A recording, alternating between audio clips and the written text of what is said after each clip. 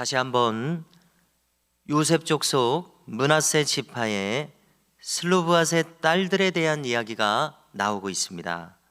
이들에 대해서는 조금 앞에 있는 민수기 27장에서 한번 다뤘었습니다. 이들은 딸들로서 아들만 기업을 상속하게 한 것을 고쳐서 딸들도 기업을 상속받게 해달라고 요구했었습니다.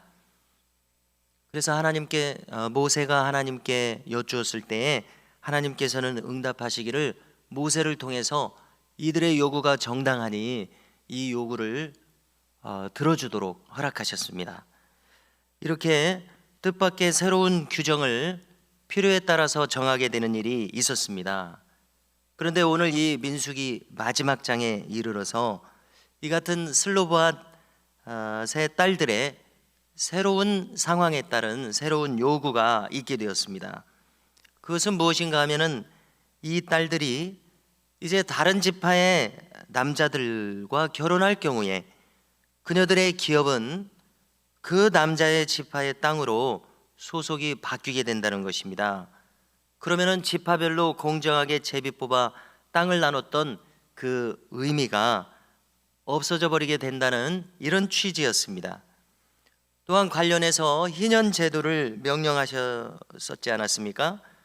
이 희년 제도에 따르면은 그 토지의 소유주가 이제 이 사람 저 사람으로 옮겨 다니다가 50년째 해가 되면은 희년을 맞아서 그 땅이 원래 소유주로 돌아가도록 한 것이 이 희년의 내용이었습니다. 그래서 그 지파의 기업이 보존되도록 하는 것이 이 희년의 취지였습니다. 하나님의 명령이었습니다. 그렇다면은 어떤 경우가 되었든지 간에 한번 남편의 지파에 귀속된 토지가 희년을 당해서 영원토록 남편 지파에게 마침내 귀속될 것이라는 것입니다. 그러면은 이 딸들이 받았던 기업이 공평하게 기업을 분배했던 그 유산을 계속 내려가도록 했던 그 정신이 무색해진다는 것입니다. 그래서 오늘 이 민수기 36장 이 36장에서 주어지는 요청이 대단히 일리 있는 요청이었습니다. 자, 여기에 대해서도 여호와 하나님께서 모세를 통해서 새로운 규례를 정하여 주십니다. 5절 이하를 보면은요, 모세가 대답합니다. 요셉 지파의 말이 옳도다. 그러면서 해결책으로 준 것은요, 이 슬로브앗의 딸들은 오직 자기 지파 안에 있는 남자에게만 시집을 가도록 정한 것입니다. 그렇게 되면 그들의 토지가 다른 지파로 넘어가지 않고 본래 이 므낫세 지파의 땅으로 계속 존속될 것이라는 해결책입니다. 그래서 이 해결책대로 하도록 했습니다. 그 결과 이 슬로브앗의 딸들이 누구에게 시집을 갔는가 하면요, 모두 숙부의 아들들에게, 사촌이라고 봐야 되겠죠, 시집을 가게 된 것입니다. 자, 이 여성들의 이름들이 다 기록되어 있습니다. 말라와 디르사와 호글라와 밀가와 노아였습니다.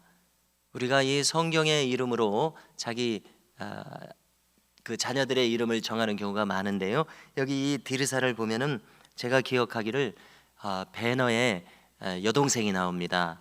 어머니가 나오고 또 여주인공은 에스더라고 이렇게 나옵니다. 그래서 여동생의 이름으로 이 디르사를 사용한 것을 제가 어렴풋이 기억을 하는데요, 이 이름을 사용하는 것은 그들을 기리는 의미가 있겠죠. 모범적인 인물로서 기리는 의미가 있을 텐데, 자, 이 디르사가 모범적인 인물로서 이렇게 기려질 수 있을지 한번 생각해 보겠습니다. 유대인은 목의 중심으로 알려져 있습니다. 어머니가 유대인이면은 그 자식도 반드시 유대인으로 인정이 된다는 겁니다.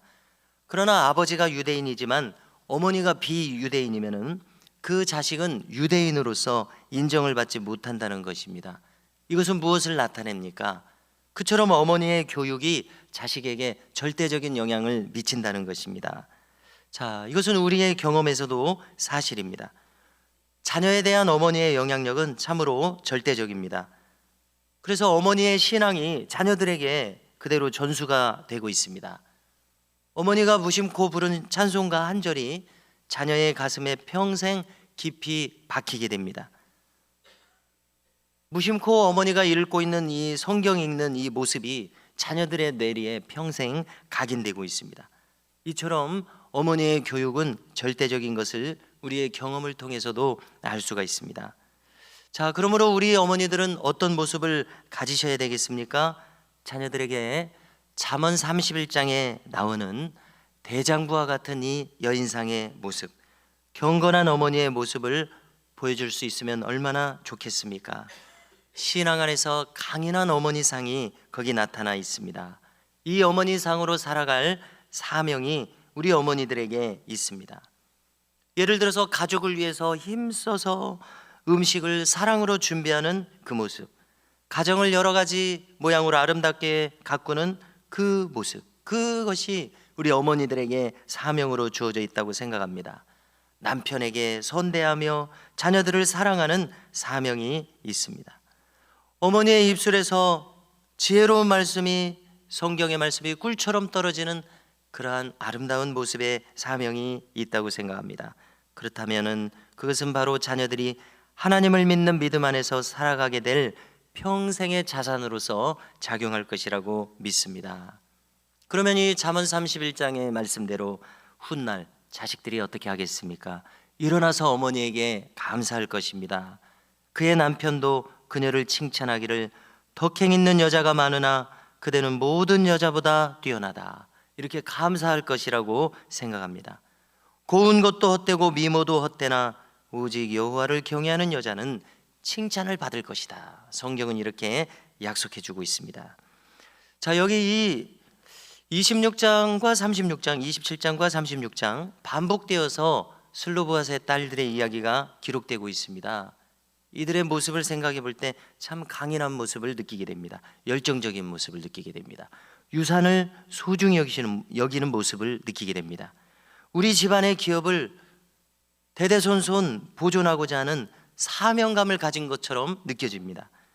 자, 아마 이것은 대대로 유대인들의 여성들에게 귀감이 되었을 것이라고 생각합니다. 나도 이분들처럼 해야 되겠다. 자, 이것이 바로 수천 년을 존속하게 된 이 유대인들의 생존의 한 비결이지 않았을까 짐작을 하게 됩니다. 자, 우리가 일전에 나눈 대로 유대인들은 소위 말하는 하브루타 교육을 한다고 하지 않습니까? 그 교육은 어떤 형식입니까?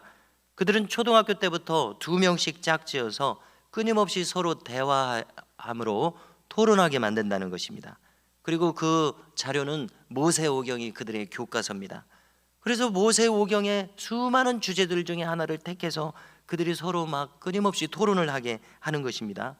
자, 그렇게 토론을 시킨다면은 머리 나쁜 사람도 머리가 좋아질 것 같아요.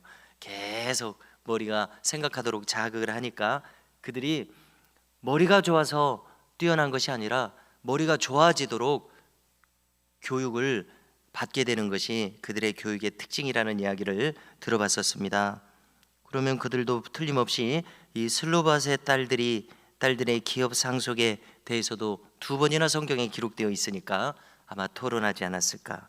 그러면 그들은 자연스럽게 조상의 기업을 보존하는 것이 얼마나 중요한지를 배웠을 것입니다. 참으로 귀한 교육입니다. 이처럼 하나님의 나라는 어떻게 이루어집니까? 대대손손 개개승승 전하여져야 합니다. 그래서 우리 어머니 아버지들의 사명이 신앙의 차원에서 참으로 중대한 것을 알 수 있습니다.